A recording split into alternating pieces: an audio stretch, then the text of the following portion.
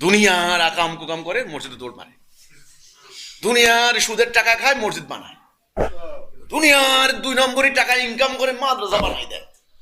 ইমানই তো নাই মিয়া, তোমার এগুলার কি দাম? আমাকে বলতেছেন যে আপনি কি হজ করছেন?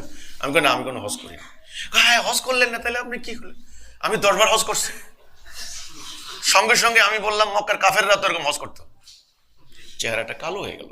নবী তো আইসাই বলতে পারতেন, এই তোদের হজ টজ ঠিক হয় না, ঠিক করে হজ কর, বলতে পারতেন না?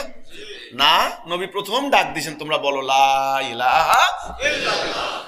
এই যে বাংলাদেশে ইদানিং শুরু হয়েছে ভারতের বিরুদ্ধে আন্দোলন, ভারত আমাদের দেশ দখল করে নিয়ে যাবো, এই করব সেই করব ইত্যাদি, ভয় আতঙ্ক, রাজনৈতিক দলগুলি মিছিল করতেছে, মিটিং করতেছে, ইত্যাদি ইত্যাদি ইত্যাদি। আমি বলছি এসব মিটিং মিছিলে দেশ বাঁচাইতে পারবে না।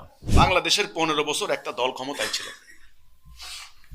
গ্রামে গঞ্জে কোনো বিয়ে পর্যন্ত করতে পারতো না এদের নেতাদের অনুপস্থিতি ছাড়া। বাপরে বাপ।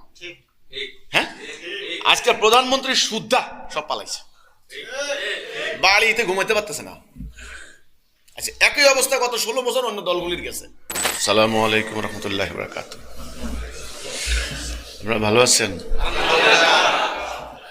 নিউজ দেখলাম, একজন বাবা খুব চিৎকার করে কান্না করতেছে আর পুলিশকে বলতেছে যে আমি 25টি বছর এত কষ্ট করলাম, আমার বাচ্চার এই অবস্থা কেন? স্কুল পড়ুয়া বাচ্চার পিঠে ব্যাগের ভিতরে পাথর দিয়া বাচ্চারে পানিতে চাপা দিয়ে আছে। 38 ঘন্টার পরে লাশ বুঝা বাইর করছে। কেরা মারলো হলো বাচ্চা যে বড় ভাইয়ের বন্ধু। কেন মারলো?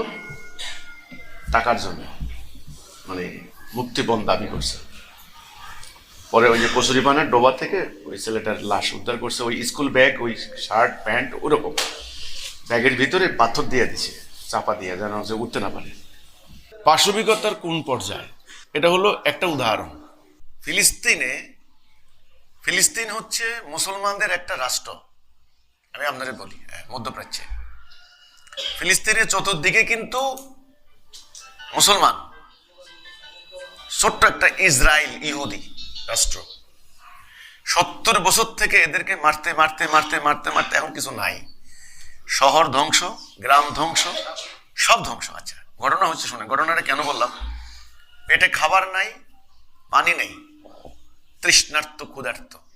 এরা গেছে হলো জাতিসংঘ তো আর আপনি বুঝবেন কিনা জানি না। জাতিসংঘ হলো ওদের একটা সংস্থা, ইহুদি খ্রিস্টানদের একটা সংস্থা। ওরা ওই খাবার দিছে। এরা খাবারের জন্য গেছে, ওখানে লাইন ধরে দাঁড়াইছে, লাইনের মধ্যে গুলি করে দিছে, 100 লোক জাগাত শেষ।